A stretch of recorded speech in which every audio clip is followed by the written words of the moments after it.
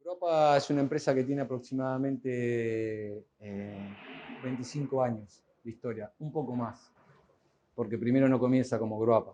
Es el proyecto primeramente de José Juan Padín, que es mi papá, que allá por la década de 90, la empresa donde laburó casi toda su vida, metalúrgica, fabricante de equipos de izaje, no le estaba pagando los sueldos porque no había laburo.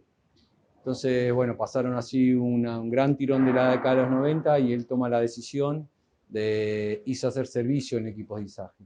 Y arranca una aventura reparando, yendo a golpear las puertas, ofreciendo su trabajo, sus saberes, a una experiencia que tenía acumulada como de 20 años bajo sus hombros, después de haber estado participando en obras de interés nacional como Salto Grande, Yacyretá, Pilcanilleu, que fue parte de eso. Entonces ahí arranca, se asoció con un ingeniero que se llamaba Oscar Wammerdam, y arranca en una empresa que se llamaba WAPA, WAPA. El proceso ese principalmente lo que hacía era comprar grúas en remate, repararlas y venderlas, o readecuar grúas existentes a los clientes. Sus clientes más potenciales en aquella época de reparaciones fueron todas las chatarreras que están puestas en Camino General Belgrano, desde acá, desde Camino y Monteverde hasta Lanús. Todas las chatarreras que están ahí movían chatarra con grúa crane, no tenían estructura portante, o sea, columnas, cabreadas, carrileras. Y bueno, le fabricó las columnas, las carrileras, los puentegrúas a todos los que están. Después, con el tiempo, un cliente le apareció y le dijo que quería una grúa nueva. Él había ido a la feria de la EMAC, la feria de la máquina y herramientas, que se hace en Argentina una vez por año, y a veces es internacional, y ahí conoció a la gente de Hasso, que nosotros somos centro de fabricación de Hasso en Argentina. Cuando este cliente aparece, el que le pide una grúa nueva, le dice, mira, yo conocí un agente que anda muy bien, que acá tiene un representante, y hicieron una operación en aquel momento, imagínense, toda información por fax, planos, croquis, o sea, bastante complejo, y él seguía haciendo reparación. Después, cuando aparece otro cliente que quiere otra grúa nueva, lo va a ver a este señor que tenía la representación acá en Argentina, pero que no se dedicaba él a los equipos, a los puentes de grúa, sino que se dedicaba principalmente acá en Argentina a las grúas torre. El caso tiene dos unidades de negocio, una son las grúas torre, otras son los puentes de grúa, y él se dedicaba a las grúas torre. Entonces, le dice, había fallecido esta persona. Entonces, como ya había tenido una operación de cierre, había quedado en contacto con España, se acercó el gerente del País Vasco y le ofrece la representación de los equipos de izaje porque nunca había habido un equipo Hasso en Argentina. Cuando arrancó con Hasso la representación, fueron años que principalmente hacíamos servicios, seguíamos haciendo servicios, desguaces, desmontes de empresas, y tomó la decisión siguió vendiendo algunas grúas en el año, habrán vendido una media docena, y claro, los puentegrúas es algo difícil de transportar porque no entran adentro de un container, entonces vienen en sobrebodega arriba de los containers, se golpean, se lastiman, es difícil empacarlos para tránsito internacional. Entonces, el dueño de España, el dueño de Hasso, uno de los dueños de Hasso, Paco, le dijo que si él se animaba a fabricar vigas a Case y conseguía un galpón, arrancaban juntos a fabricar, a hacer centro de fabricación, y así arrancaron. Compraron este terreno parabólico, este galpón que está acá, un galpón bajo, no tenía estructura portante de puente grúa, y bueno, la historia fue que cada vez pasó a ser en el tiempo más importante. Los equipos se dejaron de importar, se empezaron a fabricar acá, se fabrican el 70%, es industria nacional, importamos un 30% para poder fabricar los equipos, el resto es fabricación nacional, y o sea que hubo una sustitución de importación importante. El tiempo nos fue llevando primero a vender 2 grúas, 3 grúas por mes, 4 grúas, 5 grúas. Tenemos la capacidad para hacer 8 puentegrúas por mes, o digo puentegrúas, pero son proyectos en realidad, porque hacemos pórticos, hacemos estructura, tenemos la capacidad para manejar entre 8 y 9 proyectos por mes, entregables, y pasamos por diferentes etapas. Nosotros tuvimos la suerte, estamos en el mundo industrial desde las empresas más grandes del país, obras de interés nacional también del país, como así también en todo el sector químico. Y el equipo de izaje es una máquina muy linda y no es un trabajo rutinario, y que nos permitió ver también que el crecimiento no fue solamente acá, sino que fue en todo el sector industrial. Vimos todos los procesos que fabrica quesos, hasta que hace autos, hasta que hace partes para autos, desde que hace acero, funda acero. Todos los procesos llevan distribución, todos los procesos llevan equipos de izaje que levanten carga, estamos presentes ahí. Así que, bueno, esa historia fue, empezamos acá con 800 metros cuadrados aproximadamente, y fue pasando progresivamente a pasar a ser más importante la unidad de negocio de fabricación que de servicio. Hoy somos 80 personas, tenemos 80 familias a cargo, y tenemos aproximadamente 6.000 metros cuadrados. Europa trabaja dos ejes, uno es la educación, el otro es la vivienda, por convicción, por creencia de un modelo productivo.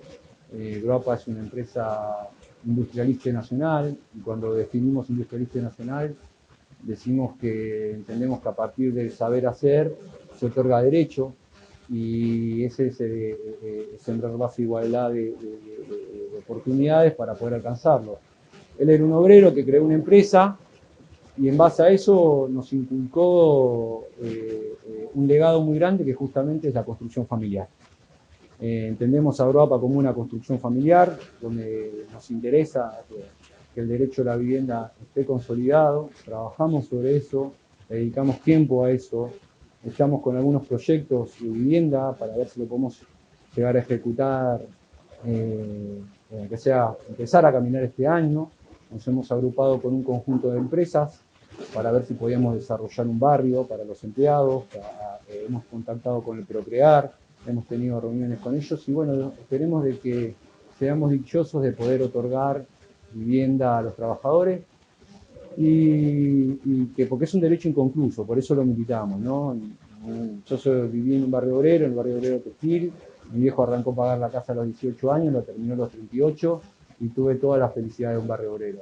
Hemos tenido años por conformación de un grupo de voluntariado, íbamos a trabajar los fines de semana a las casas, pusimos agua caliente, tanque de agua, cocina, comedores, garage. También. Hoy por hoy estamos articulando con la municipalidad, la provincia de Buenos Aires y el Procrear, para ver si podemos hacer una vuelta de rosca con algo que sea un poco más fuerte desde ese punto de vista de organización y demás, que es lo que te contaba del desarrollo de un barrio, ¿no?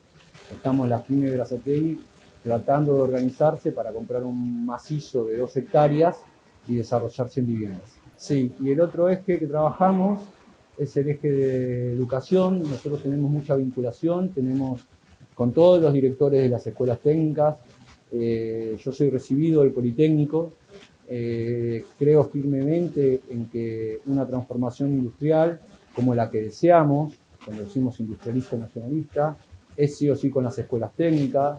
Vemos que si uno quiere organizar su país para generar trabajo genuino y organizado y tener posibilidades de superarse, hay dos cosas muy importantes. Una es el consumo.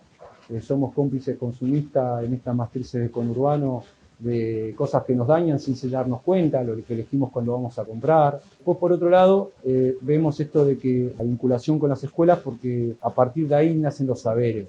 Creemos que la vinculación tiene que ser mucho más fuerte y mucho más genuina, por eso también lo trabajamos. Nos hemos metido dentro del sector de las escuelas técnicas para conocer a todos los actores sociales, entender qué problemáticas hay en ellos, por qué no se pueden organizar. Vemos que, por ejemplo, vos querés industrializar un país, en Berazategui hay 50 escuelas. 6 son técnicas, o sea, 10%. De las cuales, ¿cuántos llegan a egresarse de esas escuelas técnicas? Porque no, que es un año más, que vamos a ir, no, ni loco. Entonces, no se incentivan las semillas. Yo creo que las semillas deben ser incentivadas de temprana edad. Los chicos tienen que tener la posibilidad de poder ir a ver cómo se fabrican las cosas, visitar industrias del distrito, para poder ver que hacia dónde pueden ir o qué les llama la atención, y ahí encontrarse ellos también en qué búsqueda de saber quiere tener. Así que trabajamos con las escuelas técnicas, hemos hecho experiencias de pasantes, estuvimos dando clases en la pandemia de equipos de izaje, Y este año va a ser nuestro primer año, estamos muy contentos de que vamos a tener pasantes mujeres en las fábricas, es la primera vez que vamos a tener pasantes mujeres, arrancan ahora dentro de 2 semanas, así que toda una aventura nueva, así que estamos muy contentos. Volviendo al tema de las etapas, en la época de Menem vi eso, en la época de la Rúa vi lo mismo, eran todo un cementerio de fábricas, Avellaneda, San Martín, Verazategui tenía 3 empresas grandes y nada más. Y después vi otra etapa, vi una etapa donde se armaban parques industriales, vi que Verazategui pasó a tener 600 industrias pymes, lo mismo pasó con todos los municipios del conurbano, entonces es intangible que hubo una industrialización. Entonces hubo una industrialización y hubo un proceso de conocimiento, de adquisición del conocimiento para el saber hacer. Lastimosamente, estos procesos de reorganización hay veces que los hacen equivocar. Yo creo que gran parte del sector y dirección de las pymes han votado, por ejemplo, el gobierno de Macri. Y se han equivocado y se han pegado un tiro en las patas. Sabíamos a qué venía, entendíamos cuál iba a ser el proceso. Nosotros pasamos toda la época de Macri sin echar a nadie. Hemos hecho oficinas, hemos hecho comedores, hemos aprendido a poner cielo raso, a poner cerámica, a poner un montón de cosas. Por suerte había algunos compañeros de acá que sabían hacer albañilería, porque la intención fue que estábamos todos adentro y que de acá no se iba nadie. Y esa fue la trayectoria que nos pasó. Pero imagínense que en el gobierno de Néstor y Cristina fabricamos 8 o 9 puentes por mes y pasamos a la época de Macri a fabricar 3. Cuando sabíamos a qué venía, le decíamos a todos lo mismo, mira, acá estamos todos y tengamos que salir a hacer la olla, pagar la olla para todos. Por suerte entró un gobierno del Frente de Todos, que se empezó, vino después de la pandemia matrista, como dicen todos, vino la pandemia, y estamos viendo ahora, sí que ya desde fines del año pasado se empieza a activar. Va muy lento para nuestro gusto.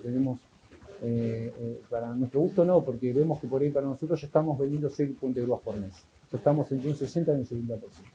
Pero también vemos que hay un montón de parte de nuestros vecinos, de la ciudad, que no ha alcanzado a salir de la desocupación. Y eso va a traer problemas. Como también va a traer problemas de que un trabajador esté su sueldo por debajo de la línea de pobreza. Y son acuerdos, no tiene que ver con el sector empresarial, son acuerdos que vienen de un convenio colectivo de trabajo. Entonces vemos que sí, la única salida es ponerle plata a mis trabajadores en el bolsillo. Yo estamos a favor de eso, no de ese tipo de construcción.